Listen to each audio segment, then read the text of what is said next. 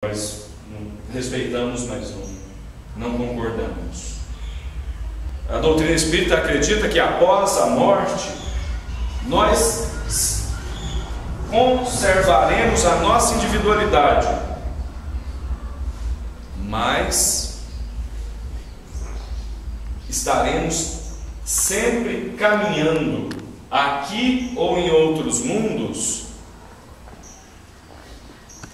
para nos melhorarmos. Essa é a posição da doutrina espírita. Ou seja, para nós os espíritas, o medo da morte, ele não faz sentido, porque a morte não existe.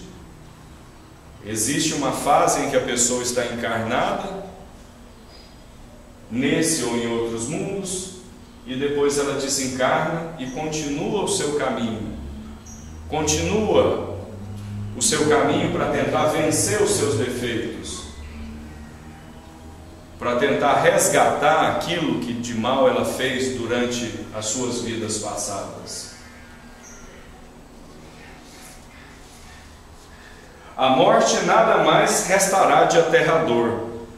Deixa de ser a porta que se abre para o nada e torna-se a que dá para a libertação, pela qual entra o exilado numa mansão de bem-aventurança e de paz, sabendo temporária e não definitiva a sua estada no lugar onde se encontra, menos atenção presta às preocupações da vida, resultando-lhe daí uma calma de espírito que tira aquela muito do seu amargor. A morte de modo algum acarreta os horrores da decomposição. Longe de causar pavor, é considerada uma transformação feliz. Por isso que lá não existe dúvida sobre o porvir. Durante a vida, a alma, já não tendo a constrangi-la a matéria compacta, expande-se e goza de uma lucidez que a coloca em estado quase permanente de emancipação e lhe consente a livre transmissão do pensamento. No livro O Céu e o Inferno, a Justiça Divina segundo o Espiritismo, na primeira parte, existe um capítulo chamado O Porvir e o Nada. Algumas perguntas são feitas nesse capítulo. Mas, deixando a terra, para onde vamos? O que seremos após a morte? Estaremos melhor ou estaremos pior? Existiremos ou não? Ser ou não ser? Tal a alternativa.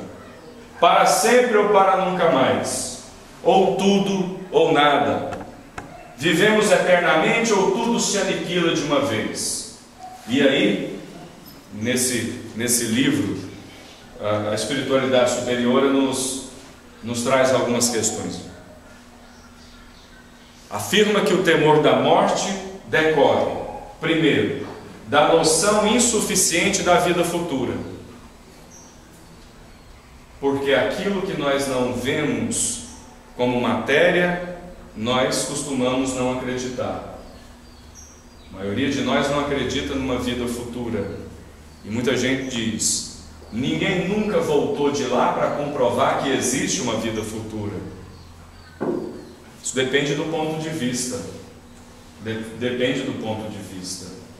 Nós espíritas acreditamos que os espíritos superiores estão ao nosso lado, voltaram sim do túmulo para proteger a humanidade em nome de Deus e em nome de Jesus.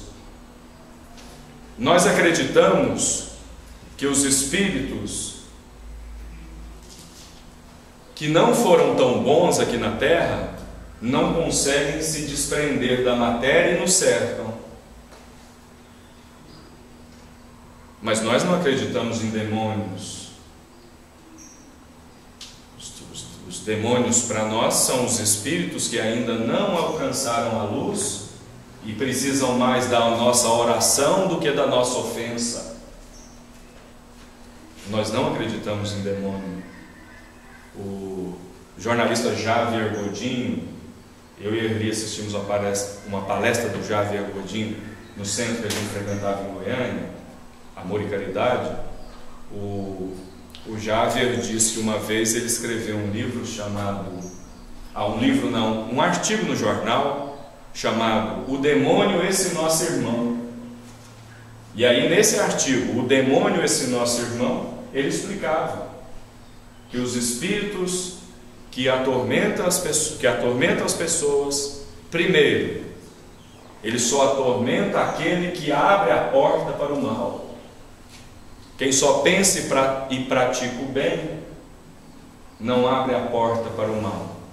E segundo, que aqueles espíritos precisam da nossa oração, que não são demônios, são irmãos que ainda não encontraram a luz. O temor da morte decorre também da necessidade de viver, do instinto de preservação. Os espíritos superiores dizem isso. E isso é normal. O espírito de preservação, e várias obras espíritas vão dizer isso, que nós temos como animais, não como espíritos, como seres de luz, mas como animais, de preservar a nossa vida, até para preservar o corpo, que é a morada do nosso espírito, mesmo que provisória. Então o instinto de preservação é natural.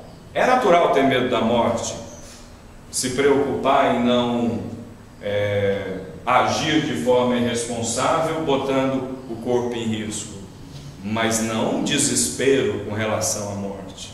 A espiritualidade vem nos dizer do receio da destruição total, mas só acredita que a morte destrói a pessoa quem não tem fé suficiente,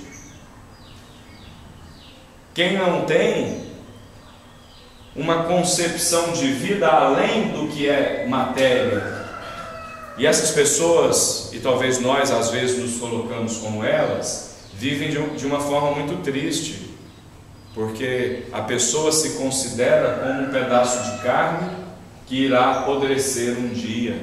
Essa concepção, além de não ser uma concepção muito inteligente para os seres racionais, ela ainda traz muita tristeza, muita preocupação e muito medo. E infelizmente, a pessoa que pensa assim, ela se pouco valoriza. Do apego às coisas terrenas, nós nos apegamos a coisas que não são nossas. Nossa casa não é nossa, a nossa roupa não é nossa, nossas joias não são nossas, o nosso carro não são nossos. A única coisa que é nossa é a nossa alma, porque após a morte é a única coisa que nos resta, e que na realidade é o que mais de importante nós temos. Para o Espiritismo, alma e espírito é a mesma coisa, mas nós chamamos alma quando o espírito está encarnado, ele tem alma. Quando ele desencarna, o que nós chamamos de alma é o espírito. Então alma é o espírito encarnado. A educação religiosa também faz com que nós temamos a morte. O fogo do inferno. Nós somos educados pelas religiões majoritárias a crer que se nós não agirmos de maneira tal ou dessa maneira ou de outra maneira, nós vamos para o inferno.